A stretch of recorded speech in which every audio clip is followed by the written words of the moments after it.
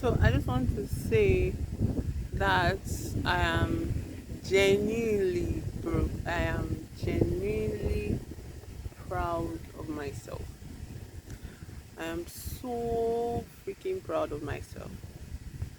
And in my life growing up, the thought of being proud of myself was always attached to some measure of wealth, some measure of what other people define as success or what society define as success. Like, oh, when I became a doctor, I would be proud of myself. When I, you know, spent money on my parents, I'll be proud of myself. But like in this moment, I think none of that would have compared to this moment here right now. This moment here where I find myself once again picking a spot, picking a tree and settling in under a tree, in a vast open space, just existing and just enjoying the breeze and being free to be myself. Like, I am so genuinely proud of myself because I was getting something like cabin fever here because like I have something I'm waiting on and I've not heard anything back. So that kind of thing can drive somebody insane, yeah. But anyways, like instead of spiraling first of all, and aside from spiraling, instead of I don't know masking and you know pretending I don't feel the stress, I have developed a coping mechanism which is taking a walk. I take a walk now. It's just beautiful. Like look at how the air, you can't see the air sha, but like I can feel the breeze passing through every part of my body and I feel so relieved. I feel so light. It's so beautiful actually. I'm so proud of myself. I'm proud of myself because I can give myself stuff like this. I thought maybe leaving that place I was would mean the end of my works or would mean a reduction in my work. But no, just business as usual. And me maintaining a pattern of behavior, especially a pattern of behavior that I enjoy, it used to be very difficult for me because I was always sensitive to outside, like what people think, how would I look, how would I explain this behavior to anybody else? I have to, pretend like I have to explain myself. Mostly even not pretend, but just explain myself. But like I don't have to explain anything to anybody. Oh. As long as I feel like, you know, doing what I want to do, I like that I can just go ahead and do it. So I feel proud of myself for that. Can you see it? So pretty. Ah. Where I'm coming from, bro, like there are no mountains there or hills there, but this state is a very hilly one. And look at the houses, like the rooftops, the white rooftops. It's like, look at it framed by these branches, this tree. So beautiful. I could stay at it all day, but I don't want to sit down.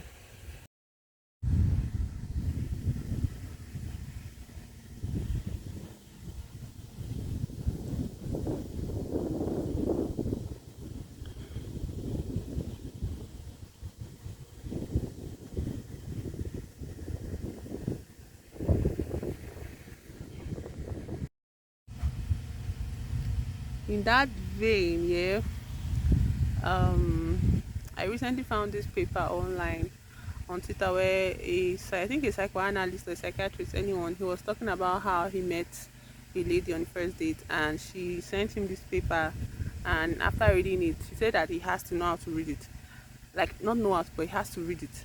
And he said he read it and within a year they got married. And the title of the paper is The Capacity to Be Alone.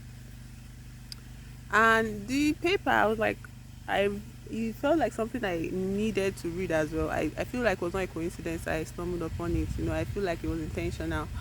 And so I downloaded it. He posted it the link and I read it. It's a very technical psychoanalytical paper and the terms there are very technical in the sense like it's not all these things you see on social media where they're using therapy speak up and down. No, it's like literal technical terms from professionals. You get it's like something that is being studied, like, And this paper is not even like, it's the writer is not like as if they have proven it. It's just the paper they wrote, like a suggestion, to the public and whatever. So anyways, the paper capacity to be alone, it talks about how, I don't think, like, I don't know if I got exactly what the man got, the person that posted the ball. To me, what I got from it was like the person, the professional. Let me just use the word professional because I don't know if they're a psychologist or a psychoanalyst, analyst or whatever. But the professional was talking about how, and when I went to the paper, I thought they would start talking about how man, woman, adults. No, it was talking from like infant stages, infant and mother relationship, and they're talking about how an infant, has a healthy infant learns how to be alone by being in the presence of its mother. And they're talking about ego id, something an ego id identity, all of it. I cannot really be specific and be very accurate, but what I got from the paper, like the person was talking about that, the person wrote that um there is a difference between a happy playing child and a child that plays to be happy, something like that. That the happy playing child is one that has already cultivated this one that gets happiness, that like happiness is like a baseline for the child. So when they play, they don't have to involve their body in the, like, their body is not excited by the combination of the play. There is no even combination of the play.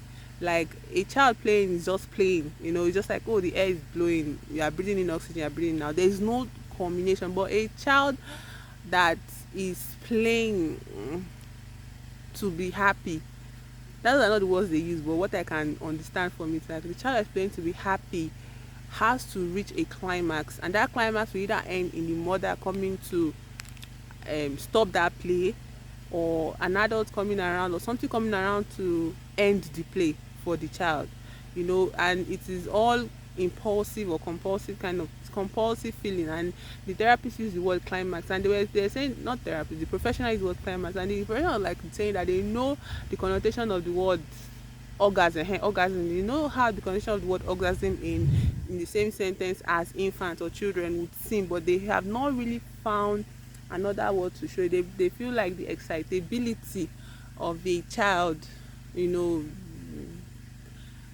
when it involves his physical senses, his physical body movement, like it is not stable, it's not physiological, it's kind of a bit pathological. And I don't use word pathological because that seems very huge, but it's not healthy. Basically, when a child is playing to be happy, like, it's not healthy. Or like a child that is just a happy playing child. So play is just one of those things a happy child does. It's not something it does to be happy. And they said it's a happy playing child exists from an infant that has many moments with their mother, but they are alone. Like the mother is there and the child is on his own playing with the awareness that the mother is right there. And they're talking about how for a very long time, like children don't have any separate identity from the mother. The mother too also spreads her identity to the child. Like child is also a part of her identity. And so the child gets used to that identity of the mother as is, this thing they call homeostasis, like where they have a very, like a saline solution. What am I talking about? Just so scattered. But the point is, the presence of the mother with this child that is playing by themselves, alone, eventually the child will not require the mother to be there to be able to be alone anymore. And that means the child has developed a healthy or his own internal environment. And that internal environment is the stability that grows into like an adult that knows how to be by themselves, that knows how to be alone. The person, the paper also breaks down the phrase I am alone. I am, and I am alone. I don't remember exactly the specifics of it, but basically what caught my attention was that the child begins to develop his own internal environment from infanthood due to the presence of his mother. Let's just assume it's a his, of its mother being there while it is alone. Like, and then here it's like the writer was like, it's a paradox, because you're saying the capacity to be alone is formed by not by having an origin of always being with the mother, or being by themselves with the mother. So like it's like the person was saying it was a paradox and all that, and they quoted so many research done on and all of that. I don't know, it hits me in the sense like, so now, if you don't have the capacity, like, it's not like if you don't have capacity, it's just like, for me personally, I was just thinking like, I've always imagined I've had an internal environment here, but most of my play in that sense as an adult has been to reach a climax, either to reach happiness, or to have or expecting, or an expectation of the joy being cut off, or not the joy but the happiness being cut off, like the child, like another was coming to say go inside, or another was coming to say don't play with this, or another was coming to say playtime is over, that kind of stuff. I never had, not never, but like, I don't think I've had this moment of being a happy playing child, a child where, not a child but like now an adult, where I just be because I just be, you know. And so a happy for me, what I got for me, the capacity to be alone, for me it now make me see two things. First of all, the presence of an internal environment. I've always believed I had an internal environment, but have I really had an internal environment, or I just have a series of non-stop overthinking, flow of circle of thoughts that I can't get out of until I do something that distracts me from it? You know, is that an internal environment? Really? No, I don't think that it is. But now I can also be aware that in this moment, you know, where I'm finding out how much these works mean to me, you know, and having this moment under the trees, and just being happy existing with my trees and all of that, I feel like I am being a happy playing child in this moment, you know. And I feel like it's it's come to play, like it's eventually going to reflect in my capacity to be alone, in the idea that, like sometimes, like I might be by myself, and I sit out here and I'm not bored, and I'm just under the tree doing nothing, you know, but I might be feeling lonely, oh, you get. But like the capacity to be alone, the idea of loneliness is not, the feeling of loneliness, yes, is not present in that sense. I think the feeling of loneliness is not present. Loneliness is something like, you can be alone physically, but capacity to I'm just going around the circles. Basically, I'm just saying that I've had moments where I've been by myself in my old living situation, you know, living at home with my parents, and by myself, I'm enjoying my own company, but I still feel lonely. I still feel I need I need the presence of somebody else just around me, so that I can, not to talk to me, not to, play with me, not to interact with me, just somebody, just to know that somebody's there. You get. And I was feeling like, if those people are, if I need those people to be there, like, does that not contradict my knowingness that, oh, I know how to be alone?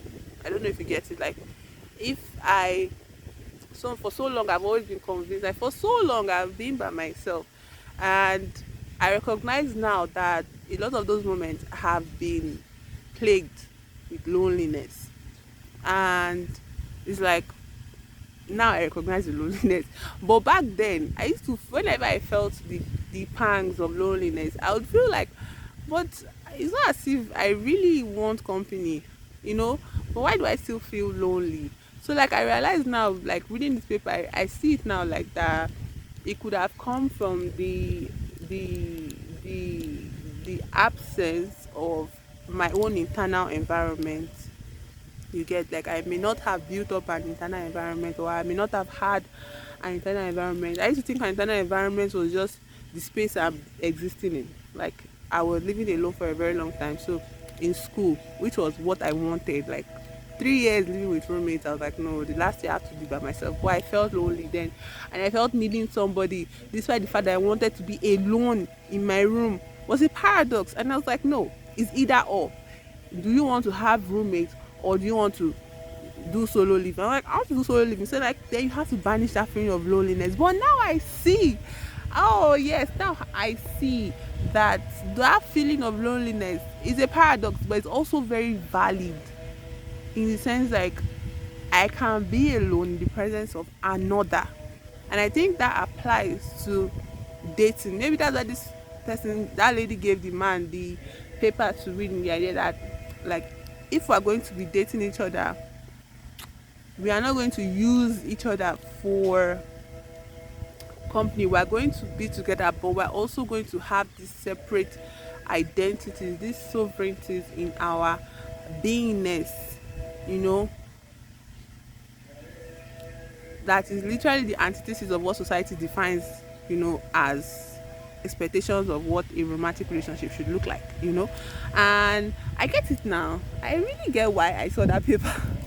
For the longest time, I would feel lonely, and I'm like, I'm enjoying being by myself though. Why am I feeling lonely? I like, do I want somebody presence? I'm like, no, I don't want somebody presence here, but I still feel lonely. I want somebody, but not really. And like, how do you cope with that? But now I see it has always been a paradox. It doesn't have to be either or. It is and so. It's like not and so. It's like and yes, like yes and, like, yes, I want to be alone, but I also want to have the presence of another person. I want us to be together alone. I want us to be alone together. Not alone together, the two people being. I want us to be alone together, like stability in our aloneness while finding comfort in us being together. So it's always going to sound paradoxical, and it might seem a little bit conflicting, all this explanation I'm giving, but I feel like those people that will get it, you can like talk about it in the comments. I'll be very happy to converse with you all. So anyway, that's today's under the tree meditations or philosophies or whatever.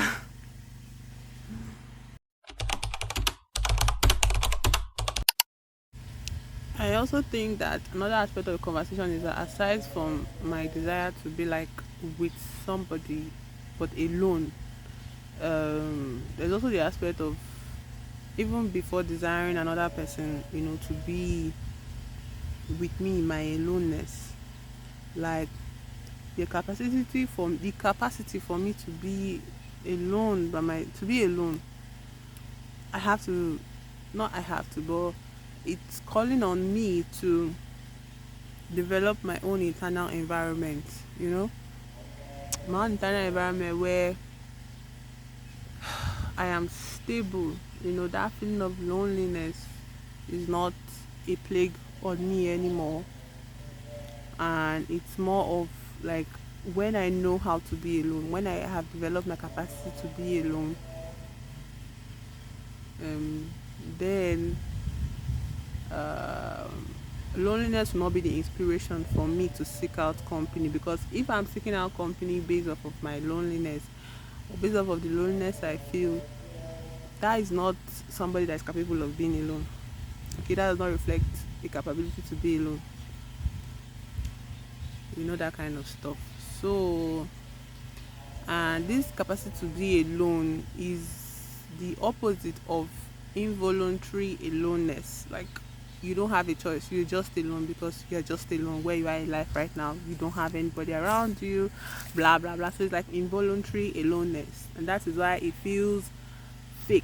And that is why when you meet somebody new, or when I meet somebody new, it's as if I'm clinging on to them for dear life. Like, oh, I need you, I want you around me, blah blah blah. So, like, I'm a fake loner. Like, I'm a fake loner, to be honest. Even though I enjoy my company, and most of the time I really hate being around people because of masking, but like, I feel like within my capacity to be alone, I would feel this confidence, this assuredness, this reassurance of being myself truly, even in the midst of other people, and not be bothered by their possible rejection of me because of how different I am. Because I run away from interactions, I run away from people, from crowds, even from little gatherings because of how different I am, and I know I am different, and how stressful, like, how stressful it is to keep a mask on in those interactions. You know what? How do I control myself not to say something that's going to make people be like, huh? Or like people be like, huh? Like, how do I control myself? It's so stressful knowing, like, where you can speak up to and where you have to shut up, or else people are going to think you're weird. But like, I feel like in my capacity to be alone, there would be a development of a stability in my sense of self, and my sense of self in knowing that um I'm all right being me. you know as far as I'm concerned, I'm the most normal person around. Every other person outside of me is abnormal. I'm the only normal person here. So I feel like within that capacity to be alone would develop this confidence, this self-assuredness in my being, in my alien self. Don't forget that I am an alien, which is something I'm always aware of, and it's no longer derogatory for me. You get, but like, I've not gotten to the point of, like, you know, what do you call this? The opposite of derogatory, like praise, compliment, and all of that. Complimentary, yes, complimentary. I'm not going to the point of complimentary yet, but I woke up this morning, I was thinking everybody else is abnormal. I'm the only normal person here, and that felt so good. Because where where was the person that defined what normal meant? I wasn't around when he defined it, or when they defined it, when they put it together in a thesaurus. I wasn't there. If they had met me, maybe they would have expanded their definition of normalcy. But since I wasn't there and they don't know me, I think I can abandon their definitions of normalcy and decide that I am the standard of normal. I am standard of normal. I'm the only normal existence in my reality. Every other person outside of me is abnormal. And no longer defining myself as A, B normal, as abnormal. You get, the stress is halved. Like, it doesn't stress me out. Like, before I used to be like, I'm fine with being abnormal, but that abnormal is such, it feels so slurry, like it's slow, and it's so stressful on my brain. I feel like I can't reclaim that word, so I rather just hang on to normalcy, and I declare myself normal because I'm the only one in my reality. So yeah, it feels good to do that. I feel like all of this is going to still, like, reflect from my capacity of being alone, because the biggest fear of somebody that is very aware of how weird they are is rejection from the group, rejection from society, exclusion from society, exclusion from community, because of how different you are. Because you can't change it. You can't. You can't change it. So what are you going to do? Kill yourself? I'm way past killing myself. I don't want to kill myself anymore. I'm glad to be alive most of the time. So um instead of looking for inclusion in community, or masking to fit in, or being quiet, and or running away from people so people don't see me for who I am, I think I want to be front and center with the spotlight fully on me, knowing that I am the standard of normal, knowing that my alien self is what normalcy looks like. I am normal, pretty normal. Anyway, that's what this video is about. It's a continuation of this conversation about my capacity to be alone, and the declaration of my new stance that I am the most normal thing you ever saw.